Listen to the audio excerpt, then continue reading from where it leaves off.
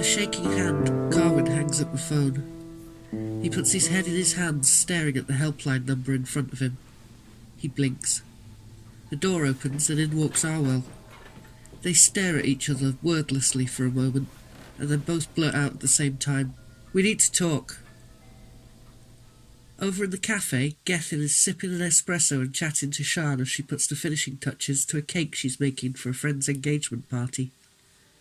Admiring the artistry of the sugar ribbons, he idly asks Sian why she dropped out of chef school and returned to the valley. Sian gets edgy and changes the subject, before telling Gethin she needs to close up.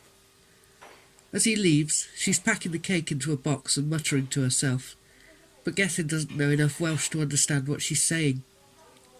Sian's almost out of the door when she hesitates, puts the cake box on a table, and makes a quick trip to the kitchen.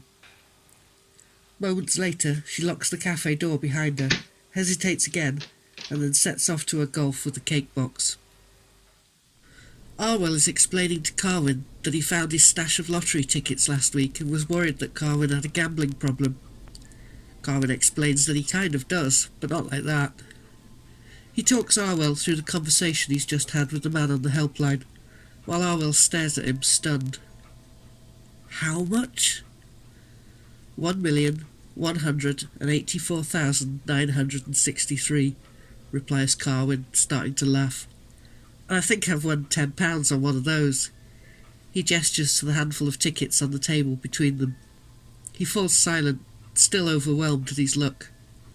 They stare at each other across the table, lost in thought. Gethin, off to a meeting of local small business owners, doesn't notice the flickering light coming from the cafe as he passes. Working late in her office, Nia smells the smoke, but it's winter, and everyone round the valley has a wood burner. It's the crackling noise that first attracts her attention, and the growing feeling of warmth from the far wall of her office.